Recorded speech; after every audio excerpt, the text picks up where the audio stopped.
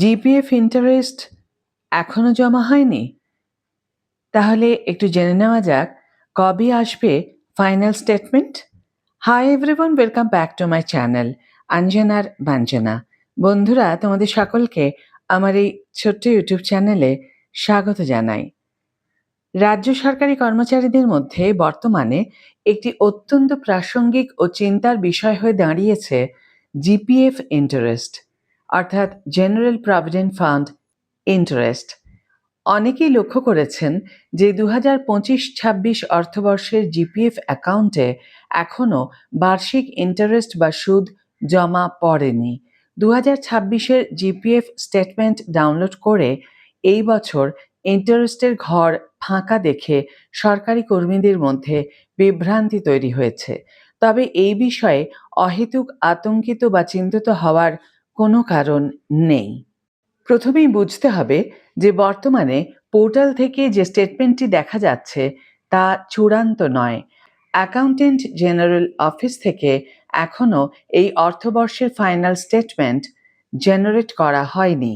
অর্থবর্ষ অর্থাৎ financial year শেষ হওয়ার পর সমস্ত তথ্য নির্ভুলভাবে যাচাই করে চূড়ান্ত স্টেটমেন্ট প্রকাশ করার একটি নির্দিষ্ট পদ্ধতিগত সময়সীমা রয়েছে।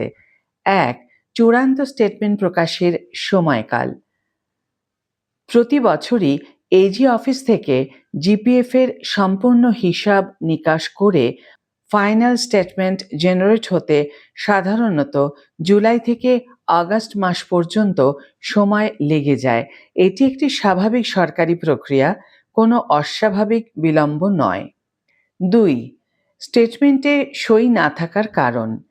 অনেকেই তাড়াহুড়ো করে পোর্টাল থেকে ই স্টেটমেন্ট ডাউনলোড করে দেখছেন যে তার নিচে কোনো সিগনেচার বা সই নেই।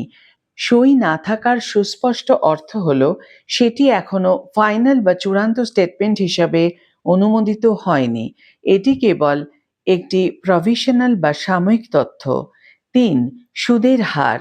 রাজ্য সরকারের অর্থ দফতরের বিজ্ঞপ্তি অনুযায়ী বর্তমানে জিপিএফে সুদের হার হল 7.1%।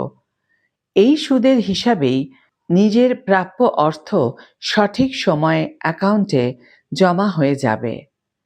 জিপিএফ অ্যাকাউন্টে সুদের হিসাব একটি নির্দিষ্ট গাণিতিক পদ্ধতিতে করা হয়।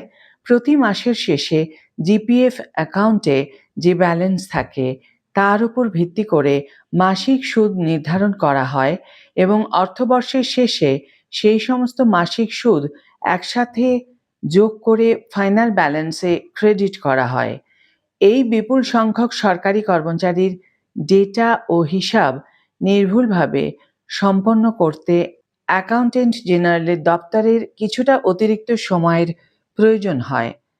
হিসাবের কোনো প্রকার ত্রুটি এড়াতেই এই চূড়ান্ত যাচাইকরণ পর্বটি জুলাই বা আগস্ট মাস অবধি গড়িয়ে যায়। সুতরাং সিস্টেমগত এই রুটিন প্রক্রিয়ার জন্য কর্মচারীদের দুশ্চিন্তা করার কোনো অবকাশ নেই। তাহলে প্রশ্ন হলো, এমতাবস্থায় কর্মচারীদের এখন কি করণীয়?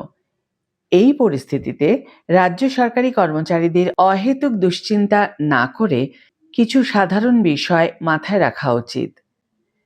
যেমন ধৈর্য ধরা এবং অপেক্ষা করা। যেহেতু জুলাই বা আগস্ট মাসের আগে ফাইনাল স্টেটমেন্ট আসার সম্ভাবনা কম, তাই এই সময়টুকু ধৈর্য ধরে অপেক্ষা করতে হবে। এজি অফিস থেকে চূড়ান্ত স্টেটমেন্ট রিলিজ হলে ইন্টারেস্টের টাকা স্বয়ংক্রিয়ভাবে নিজের জিএফ অ্যাকাউন্টে যুক্ত হয়ে যাবে। 2. ফাইনাল স্টেটমেন্ট কিভাবে যাচাই করতে হবে? জুলাই আগস্ট মাসের দিকে নতুন স্টেটমেন্ট ডাউনলোড করার পর অবশ্যই পেজের নিচের দিকে লক্ষ্য করতে হবে। সেখানে উপযুক্ত কর্তৃপক্ষের ডিজিটাল সই থাকলে তবেই নিশ্চিত হতে হবে যে এটি চূড়ান্ত জিপিএফ স্টেটমেন্ট নয়। 3. সঠিক প্ল্যাটফর্ম ব্যবহার করতে হবে। নিজের জিপিএফ ব্যালেন্স এবং ইন্টারেস্ট সংক্রান্ত সঠিক আপডেটের জন্য সব সময় সরকারি পোর্টাল, এজি বেঙ্গলের অফিসিয়াল ওয়েবসাইট ব্যবহার করতে হবে।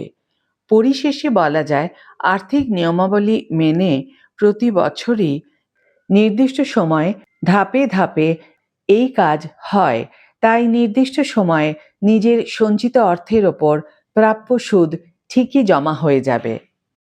আজকের ভিডিও এখানে শেষ করছি বন্ধুরা।